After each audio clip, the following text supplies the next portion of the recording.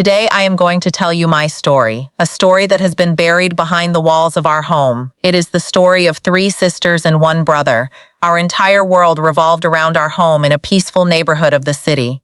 Our parents often traveled out of town for business, so the 4 of us were usually at home together. There was my elder sister, Zara, the youngest, Mariam, and me, Isha. And then there was our beloved brother, Rohan, the apple of our eyes. Zara was the kind of elder sister who was serious and responsible. She took care of everything related to Rohan, his clothes, his food, his sleep. Everything was under her watch. There was something intense about the way she cared for him. She tried to hide it, but the feelings in her eyes were sometimes impossible to miss. Then there was Mariam, the youngest and the most carefree among us. She was outspoken and playful. She showed her affection openly. She joked with Rohan, teased him, watched movies with him, and sometimes even fell asleep with her head resting on his shoulder. She treated him like a friend, but there was an emotional intensity behind that closeness that was becoming difficult to ignore. And then there was me, Isha, the middle sister. I wasn't as serious as Zara or as outspoken as Mariam. I was quiet, but I was the most observant. I noticed every little thing my sisters did and every change in expression on Rohan's face. My feelings were different. I believed I understood Rohan better than anyone. I could tell when he needed peace and when he wanted to be alone. The 3 of us were constantly competing for Rohan's attention. When he was getting ready for university, Zara would prepare his breakfast. Mariam would polish his shoes, and I would find an excuse to help him with his tie. At night, when Rohan came home exhausted, our competition became even stronger. Zara would bring him a glass of warm milk. Mariam would offer to massage his feet, and I would give him a gentle head massage. Seeing the relaxed expression on his face made me happy. But while I was doing it, I would notice the jealousy in Zara and Mariam's eyes. All 3 of us knew that Rohan was attractive. He was tall, strong, had deep eyes, and a smile that could easily win people over. Many girls at his university were interested in him, but Rohan probably had no idea what his attention meant to us. For him, it was simply the love and affection of his sisters. But for us, our attachment was beginning to cross emotional boundaries. One day, Rohan came home. He didn't seem to be feeling well. He quietly went to his room and closed the door. Zara became worried and went after him, but he didn't open the door. Mariam knocked and called out loudly, "Brother, what happened? Please open the door." There was no answer. I stood there for a while. Then I wrote a note. "Brother, I know you want to be alone. When your heart feels lighter, please come outside. I'm making your favorite coffee downstairs." I slipped the note under his door. About half an hour later, Rohan came out. His eyes were red. He walked straight into the lounge where I was waiting for him. Zara and Mariam looked surprised when Rohan sat beside me on the sofa and picked up the coffee mug. "Thank you, Isha," he said quietly. "It's okay, brother. Are you all right?" I asked gently. He took a deep breath. "It's just stress from my final project." I gently placed my hand over his hand. He looked at me. There was something uncertain in his expression. "How do you always know what I need?" he asked. The jealousy on Zara and Mariam's faces was impossible to miss. I gave them a small, knowing smile. I knew what I was doing. I was making Rohan feel as though I was the only one who truly understood him. As the days passed, our quiet competition became more intense. If Mariam suggested something she thought Rohan would like, I would sometimes stop her. "No, that color won't suit him. He prefers darker shades." If Zara prepared a heavy meal for him, I would say he is watching his diet these days. He would probably prefer a salad. We slowly began interfering in more and more parts of his life, his friends, his habits, his likes and dislikes. We were beginning to make decisions for him. Rohan probably thought our attention was simply love and concern. He didn't realize that the 3 of us were gradually creating a beautiful-looking web around him, one that was becoming harder for him to escape.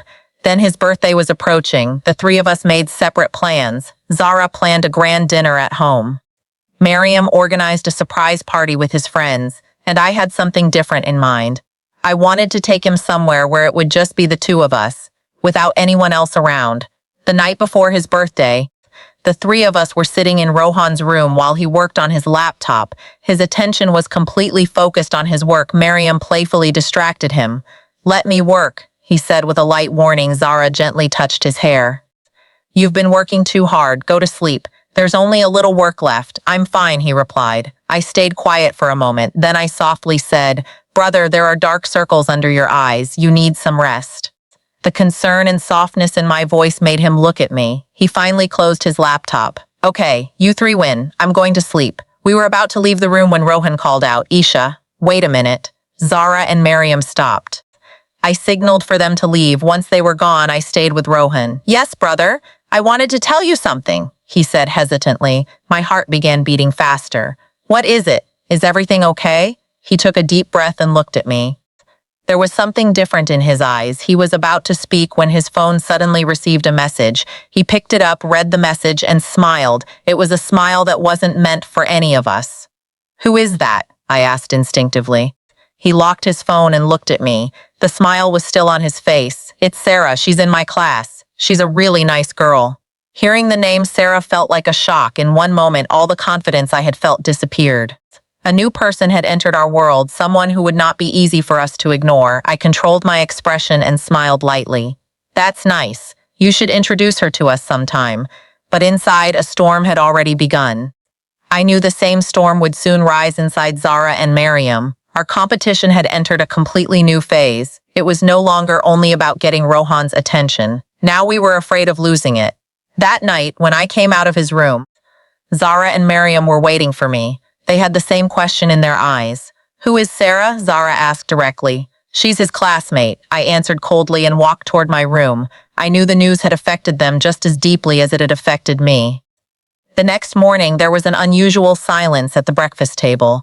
Rohan was smiling at his phone while texting someone. The three of us watched him carefully. The new person was now a reality.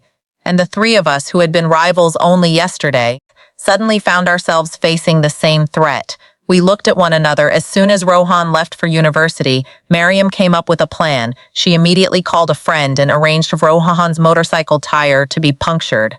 That evening, Rohan came home frustrated. Miriam innocently said, "Oh, you're back already? Good. I planned a movie night for you. The popcorn is ready." Rohan was tired, so he reluctantly agreed. During the movie, Miriam sat closer to him than usual. She wanted him to feel that his happiness and comfort were always waiting for him at home. Zara took a different approach. She called our parents and told them, with concern, that Rohan seemed distracted from his studies. Our mother immediately called Rohan and gave him a long lecture about focusing on university. It was another way of keeping him emotionally tied to the family. My approach was different. I started playing with his thoughts one night. While Rohan was talking to Sarah on the phone, I entered his room with a glass of water. I heard part of their conversation. When the call ended, I asked innocently, "Brother, are you serious about this girl?" He smiled and nodded. I sat beside him and held his hand. "Brother, you mean everything to us. We only want you to be happy. But can this girl really understand you better than we do? Can she read your silence? Can she understand when you're exhausted and carrying too much on your shoulders the way we do?" My words were carefully chosen. I was planting doubt in his mind. I was making him question whether anyone could understand him the way his sisters did. He looked conflicted. He didn't answer. He simply patted my hand gently. Our pressure seemed to be working. Rohan started making future plans with Sarah. He spent more time at home, but we failed to understand something. Our obsession was beginning to trap him. What we called love was becoming a burden. He was suffering silently. The smile that used to appear whenever Sarah's name was mentioned had disappeared. It had been replaced by a strange emptiness. Then, one evening, everything reached a breaking point. Rohan came home looking extremely happy. He was carrying a small gift box. "I bought this for Sarah. Tomorrow is her birthday," he said excitedly. Darkness fell across all three of our faces. Before Rohan could enter his room, Zara stopped him. "Don't you care about us at all? We worry about you day and night, and you're buying gifts for some other girl?" Miriam immediately added, "Brother, she isn't right for you. We don't want to see you with her." Rohan stared at us in disbelief. Then he looked at me. Perhaps he expected me to be the sensible one, but that day I was also controlled by my emotions. "Maybe they're right," I said then. In a quiet but firm voice, I added, "Look at us. Is there something missing in our love that you need to search for happiness somewhere else?" For the first time, Rohan shouted at us. There was anger in his voice, but underneath it was pain. "That's enough." His voice shook. "You three have turned my life into hell." He was trembling. "I always considered you three my world. I tried to fulfill your wishes and take care of you. But this isn't love anymore. This is control." He threw the gift box onto the floor. I'm not your possession. I'm a human being. I have my own feelings. I have my own life. Why can't you understand that? Tears filled his eyes. Those tears broke something inside all three of us. We stood there frozen. We had hurt the person we thought we were protecting. Rohan went into his room and slammed the door. That night, the three of us didn't visit each other's rooms. We cried alone. We had tried so hard to win Rohan's affection that we had almost lost him completely. The beautiful web we thought we had created was actually a cage. For the next few days, the house was painfully quiet. Rohan barely spoke to us. He would leave for university in the morning and return late at night. None of us could eat properly. His anger felt unbearable. Finally, Zara found the courage to speak. We need to apologize to Rohan. We were wrong. The three of us went to his room. We knocked. After a while, he opened the door. His eyes were swollen from crying. Please forgive us, brother, Zara said through her tears. Miriam and I also began crying.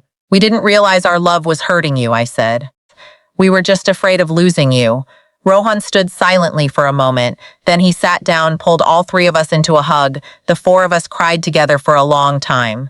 I'm not angry with you, he finally said. I was just scared.